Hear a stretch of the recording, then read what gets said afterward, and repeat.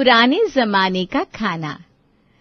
कितनी बार बोला है घर में ये मोमोज चाउमीन ये सब मत बनाया कर। सिंपल सीधी सी रोटी चावल नहीं बनता तुझसे। घर को घर रहने देना बहू, होटल क्यों बना रही है? माँ जी ये बच्चों के लिए बनाया था, आप लोगों के लिए सब्जी रोटी बनी है। ससुर जो कि एक नंबर के चटोरे थे। तो जरा टेबल पर कपड़ा मार कर लगाना 2 प्लेट चाउमीन के। क्या बके जा रहे हैं? बहू खड़ी है सामने, कोई बेटा नहीं है। ससुर को अपनी गलती का एहसास तो होता है, लेकिन वो क्या है ना, है तो ससुर। हाँ तो घर पे ऐसा गंदा खाना बनता है तो लगता है जैसे किसी होटल में बैठे हो, तो आवाज भी वैसी ही निकलती है। जा बेटा ले आ चाउमीन, अब बनी है तो खा लेते हैं, और क्या। हाँ और क्या, हम नहीं खाएंगे तो सारा गंदा खाना ये लोग बच्चों को खिला देंगे ना। जा 4-5 मोमोज मेरे लिए भी ले आ। स्वरा के सास ससुर पुराने ख्यालों के थे और वो चाहते थे कि उनका घर भी उसी हिसाब से चलता रहे, जिससे उनकी दोनों बहुएं परेशान रहती हैं। स्वरा दीदी, लगता नहीं है कि मम्मी जी पापा जी जीने देंगे। पता है कल क्या कह रहे थे? क्या कह रहे थे? कि दाल चावल बनाया करो, बस यही ना। तुझे पता है इस महीने हम लोगों के घर पर चावल कितना लगा है? अरे बाप रे, क्या ही बोलो। अरे दीदी ये कोई बड़ी बात नहीं है, दाल चावल बनाने में कौन सा वक्त लगता है। कल सासू माँ कह रही थी ये आंगन में चूल्हा बना ले और अब से रोटी चूल्हे की ही खिलाना। बताओ दीदी, इतनी गर्मी, ऊपर से सास ससुर की चूल्हे की खाने की डिमांड। मुझसे तो चूल्हे पर खाना नहीं बनने वाला, कहीं कोयले से जल के मर जाऊं तो। ना बाबा ना। मुझसे कौन सा बनेगा दीदी, मैंने तो कभी गैस में भी खाना नहीं बनाया था शादी से पहले, और चूल्हे में खाना मेरे बस की बात नहीं है। तभी ससुर के खांसने की आवाज आती है और दोनों बहुएं लग जाती हैं काम पर, सर पर पल्ला और हाथ में बेलन। अरे बहू क्या हो गया, आज खाना नहीं बनेगा क्या? पुराने जमाने में तो 7 बजे खाना लग जाता था, तब तो चूल्हा हुआ करता था, हाथ से गेहूं पीसा जाता था। अब पूरी सुविधा है, उसके बाद भी खाने में इतनी देरी। जब देखो तब हर बात पर पुराना जमाना ले आते हैं दीदी। हाँ, इन्हें भी तो कोई बताया कि पुराने जमाने में सास ससुर कैसे रहा करते थे। ससुर की फिर खांसने की आवाज आती है। लाई पापा जी खाना। तभी वहां स्वरा की बेटी आती है। मम्मी मम्मी चलो ना, स्कूल का होमवर्क करवा दो, बहुत सारा काम बचा है। पुराने जमाने में तो दादा दादी बच्चों को पढ़ाते लिखाते थे। जा अपने दादाजी के पास बैठकर अपना होमवर्क पूरा कर ले। ससुर अलका की बात सुन लेते हैं। हाँ हाँ क्यों नहीं, लाओ लाओ, आओ बिटिया मैं कराता हूँ तुम्हारे स्कूल का काम, वैसे भी तुम्हारी माँ को आता ही क्या है। ससुर की बात सुनकर अलका हंसती है और कहती है, दीदी ससुर जी को कम मत समझिए, सासू माँ से भी 4 हाथ आ गए हैं ये ताने बोलियां सुनाने में। तो सुनाने देना, मुझे कोई फर्क नहीं पड़ता। जब देखो तब पुराने जमाने का रोना लेकर बैठे रहते हैं, पर जब उनका दामाद आता है तब तो कोई पुराना जमाना उनको याद नहीं आता, तब तो ये एकदम मॉडर्न और शहरी हो जाते हैं। हाँ भाभी ये ठीक कह रही हैं आप, मुझे क्या लगता है कि दामाद जी ही ठीक करेंगे इनको। वक्त गुजरता है और सास ससुर की सोच बहू के लिए जैसे की तैसी रहती है। फिर एक रोज, अरे बहू ये जूता तान कर कहाँ निकल रही है सुबह सुबह? हाँ कहाँ जा रही है बता तो। माँ जी वजन बढ़ता जा रहा है, साथ में 100 बीमारियां लग रही हैं, सोच रही हूँ थोड़ा वॉक करना शुरू कर दूं, आप चलेंगी मेरे साथ? वॉक? अरे ना ना ना, वॉक पर नहीं जाएगी तू। अगर तू वॉक पर गई तो हम लोगों को चाय कौन बना कर देगा? चाय के लिए तो आपको रुकना पड़ेगा, बस मैं आधे घंटे वॉक करके आती हूँ, फिर चाय बनाती हूँ सबके लिए। सास कुछ नहीं कहती और अलका वॉक के लिए निकल जाती है। दोपहर को जब सारा काम करके अलका फ्री होकर अपने कमरे में सोने जा रही थी कि ससुर आवाज देते हैं, अलका बहू देखो तुम्हारे लिए क्या लाया हूँ। अलका खुश हो जाती है कि पहली बार जिंदगी में सास ससुर उसके लिए कुछ लेकर आए हैं। लेकिन ये क्या? पापा जी ये क्या है? ये तुम्हारे वॉक की मशीन है बहू, वो क्या है ना, चाहे तो हमें पूरे वक्त पर ही चाहिए। अलका देखती है सामने हाथ से गेहूं पीसने की चक्की रखी है। अब यह चक्की रोज 2 बार चलाना, हाँ? रोज रोटी के लिए घर का ही आटा होगा, घर का पीसा आटा भी मिल जाएगा और तेरा स्वास्थ्य भी ठीक रहेगा। क्या? फिर क्या, अगले रोज से अलका का वॉक करना रुक जाता है और वो 2 वक्त रोटी के लिए गेहूं पीसने लगती है। क्या अलका, तूने तो अपने पैरों पर कुल्हाड़ी मार ली खुद ही। क्या जरूरत थी उनके सामने वॉक पर निकलने की? अब पीसो चक्की। अलका बेचारी क्या करती। फिर एक रोज स्वरा तैयार होकर बच्चों के स्कूल जा रही थी। बेटा ये क्या पहना है, ये हमारे घर की परंपरा रही है क्या? पुराने जमाने से बहुएं साड़ियां पहनकर सर से पल्ला लेती थी, तभी घर से बाहर कदम रखती थी। ये सूट वूट हमारे घर पर कोई नहीं पहनता। जाओ इसे बदल कर आओ। वैसे जा कहाँ रही हो तुम? पापा जी, बच्चों के स्कूल जा रही हूँ। स्कूल में कोई भी पेरेंट्स साड़ी पहनकर नहीं आते, और खास करके नेहा ने कहा है कि साड़ी मत पहनकर आना। उसकी सारी सहेलियों की माँ जींस टॉप में आती है। अगर मैं सारी औरतों की तरह जींस नहीं पहन सकती तो कम से कम सूट तो पहन लूं। उसकी बेइज्जती होगी अगर मैं सर पर पल्ला लेकर गई तो। वो ऐसे स्कूल में पढ़ाने की जरूरत क्या है, हैं? जहाँ साड़ी पहनकर जाने पर बेइज्जती होती है। तभी वहां नेहा आती है। दादी प्लीज, आप अपने पुराने जमाने के ख्याल हमारे ऊपर ना थोपे। आपको पता है लास्ट टाइम मम्मा साड़ी पहनकर आई थी तो कैसी लग रही थी? मेरी सहेलियां आज तक मुझे चिढ़ाती आ रही हैं। जींस टॉप ना सही, पर मम्मा सूट पहनेगी। ससुर को नेहा की बात सुनकर गुस्सा आ जाता है और वो नेहा को एक जोर का थप्पड़ लगा देते हैं। थप्पड़ तो नेहा को पड़ता है, लेकिन डर स्वर आ जाती है। वो अंदर जाकर साड़ी पहन लेती है। जब कमरे में नेहा आती है, तुझे पता है ना दादा दादी पुराने ख्यालों के हैं, तो क्यों ऐसे जिद करती है? माँ, अगर आप सूट पहनकर स्कूल नहीं आ रही है तो आपको मेरे स्कूल आने की जरूरत भी नहीं है। मुझे नहीं जाना ऐसे स्कूल। साड़ी भी आप गंवार वाली पहनती है। साड़ी पहनी तो अच्छे से पहनी जैसे मेरी टीचर पहनती है। स्वरा क्या कहती है कि नई साड़ियां खरीदने की भी इजाजत नहीं है। मिलने बरतने वाले लोग जो साड़ी दे जाते हैं, बस वही साड़ी उसके साथ सिलाने के लिए देती है। फिर शाम को, पता नहीं दीदी कहाँ से कांदा लहसुन की महक आ रही है। सच में दीदी, कभी कभी ना बड़ा मन करता है ऐसा लहसुन से भरा खाना खाने का। हमारे घर में कांदा लहसुन क्यों नहीं डालते सब्जी में? अरे डालते हैं, लेकिन मौका पड़ने पर। ससुर जी तो खूब चाव से कांदा लहसुन वाला खाना खाते हैं, पर वही है ना, अपने पुराने जमाने का राग इनकी नाक ऊंची कर रखी है। तभी सासू माँ जाती है। क्या बातें हो रही है तुम दोनों के बीच? लहसुन वाला खाने का मन कर रहा है सासू माँ, आज बना ले क्या? हरे कृष्णा हरे रामा हरे राम। आज तो बहु बड़ी पूर्णमासी है। आज के दिन तो व्रत रखना चाहिए, और तुम लहसुन की बात कर रही हो? पुराने जमाने में घर में कांदा लहसुन बिल्कुल नहीं बनता था। अगर बनता भी था तो घर के बाहर चूल्हे में, समझ रही हो? और उसके बर्तन भी अलग होते थे।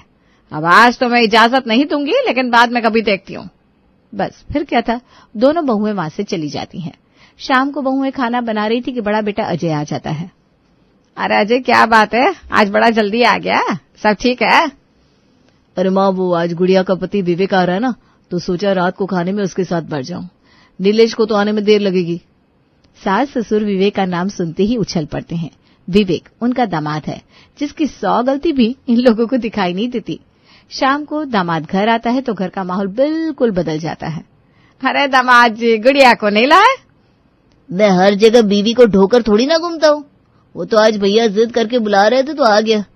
कुछ खाने पीने का भी मूड बन गया था। मैंने कहा बाहर बैठ के होटल में खाऊंगा, इससे अच्छा अपना घर है, चलता हूँ। क्यों ससुर जी, ठीक है ना? अरे हाँ हाँ बेटा, क्यों नहीं, बताओ क्या खाने पीने का मन है?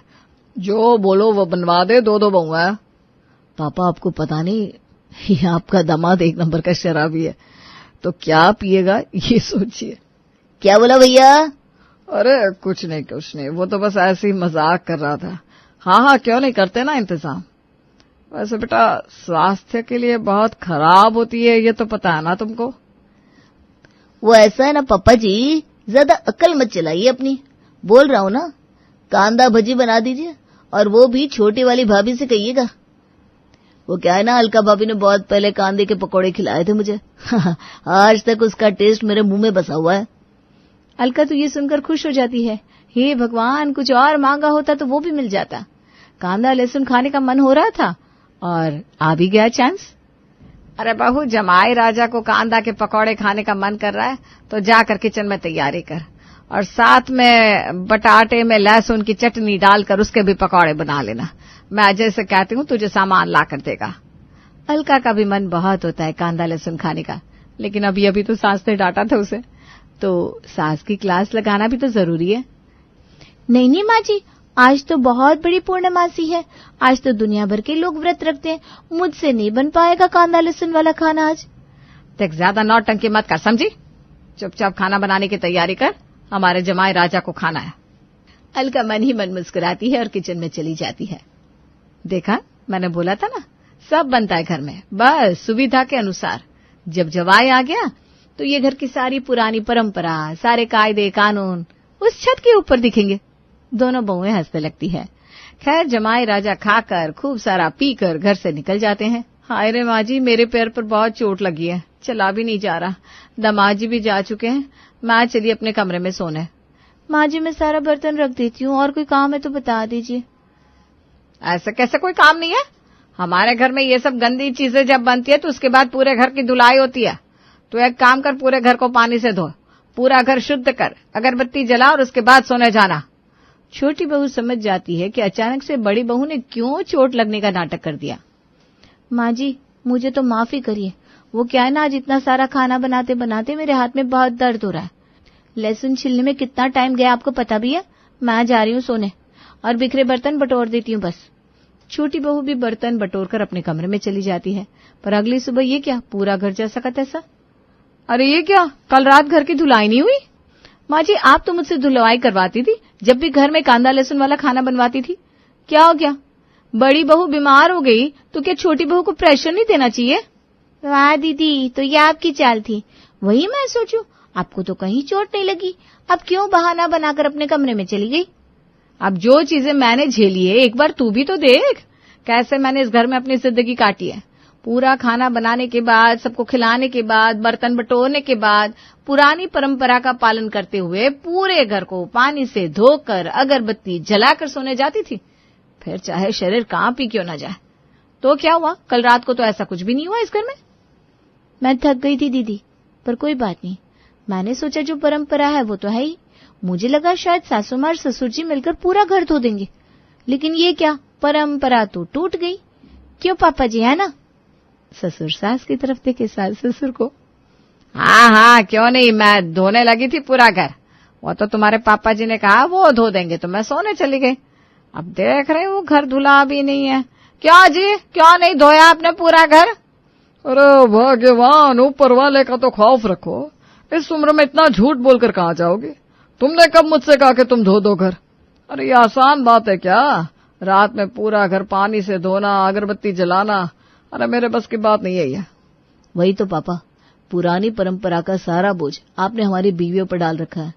ये तो भला हो इन दोनों लड़कियों का जो हमारा घर छोड़कर भागी नहीं, वरना कोई और होता तो कब का भाग जाता।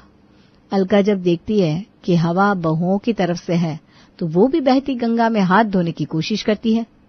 भैया आप सही बोल रहे हैं, लेकिन अब बहुत हो गया, अब हमसे नहीं होता इतना काम। हमारी भी एक कैपेसिटी है काम करने की, हम भी थक जाते हैं। बस बस, ज्यादा बोलने की जरूरत नहीं है। अब ऐसा कोई तुमसे कुआं नहीं खुदवाते हम, बस घर की जो पुरानी परंपरा है बस उसी का पालन करवाते हैं। और अगर नहीं पालन कर सकती हो तो अपने घर जाओ। और ये तो क्या कह रहा है अजय कि ये भागी नहीं है? अरे हमने कौन से कोड़े बरसा दिए जो ये नहीं भागी? और देख बेटा, तुझे लग रहा है ना कि हम जुर्म कर रहे हैं, तो कल से इस घर में रहने की कोई जरूरत नहीं है। अजय देखता है कि गंगा तो उल्टी बह रही है, माँ बाप उसको घर से निकालने की बात कर रहा है तो वो भी पलट जाता है। अरे नहीं नहीं, मम्मी सही कह रही है, घर की परंपरा को तो बरकरार रखना ही है, और ये दोनों नहीं करेंगे तो कौन करेगा? आखिर आप भी तो कभी बहू थी। आ गया ना लाइन पर। अब बोलने से पहले 100 बार सोच लिया कर, समझा? अब जा यहाँ से।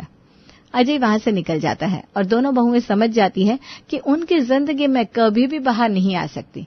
रहना है तो इसी स्थिति में रहना है। लेकिन कहते हैं ना, 100 रास्ते भले बंद हो जाए लेकिन ऊपर वाला एक रास्ता जरूर खोल देता है, और वो रास्ता था। अरे दामाद जी आए हैं, सुन रहे हैं? हमारे तो भाग्य खुल गए।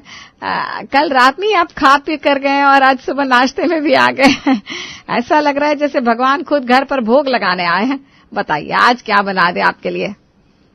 सासू माँ, रात का सर दर्द अभी तक उतरा नहीं है।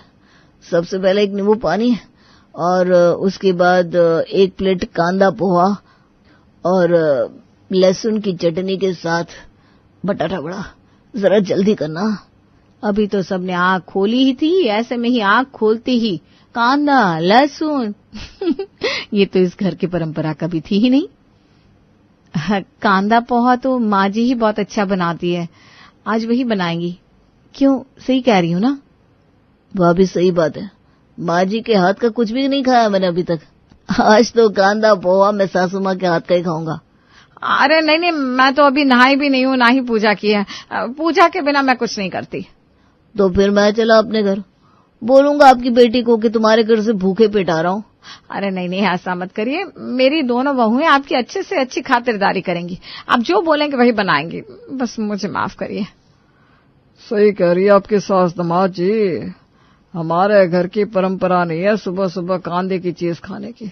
अब आपकी खातिर हम वो कर भी देंगे, लेकिन हमें मत कहिए, ये काम दोनों बहुएं कर देंगे। पिताजी, परंपरा तो मेरे घर की भी नहीं है सुबह सुबह कांदा लहसुन ये सब खाने की। मुझे माफ करिए, मैं भी नहीं कर पाऊंगी। मुझे तो बनाना ही नहीं आता, और वैसे भी सुबह में मेरा इतना काम फैला है कि अगर कांदा काटने में लगी तो बाकी का काम कौन करेगा। वैसे भी इस घर की परंपरा के अनुसार वो सारे काम बहुत जरूरी है, तो मुझे भी माफ करें। दोनों बहुएं वहां से चली जाती है, लेकिन दामाद वहीं खड़ा रहता है। परंपरा? ये क्या शाहरुख खान की कोई फिल्म चल रही है जहां परंपरा, अनुशासन, प्रतिष्ठा ऐसे शब्दों का उपयोग हो रहा है? ससुर जी, आप लोग घर को घर क्यों नहीं रहने दे रहे? सोचिए, अगर आपकी बेटी के साथ मैं ऐसा करूं तो? अगर उसकी भी सारी इच्छाएं मैं दबाकर अपने घर के ढकोसलों को उसके पीठ पर लाद दूं तो चलेगा क्या? अरे नहीं नहीं, मेरी बेटी के साथ ऐसा मत करना, कमर टूट जाती है, मैं जानती हूँ ना। ये दोनों बहुओं को जब हम काम बोलते हैं तो ये कितना थक जाती है। मेरी बेटी के साथ ऐसा कभी मत करना। हमें अपनी गलती का एहसास हो गया है। आप सही कह रहे हैं।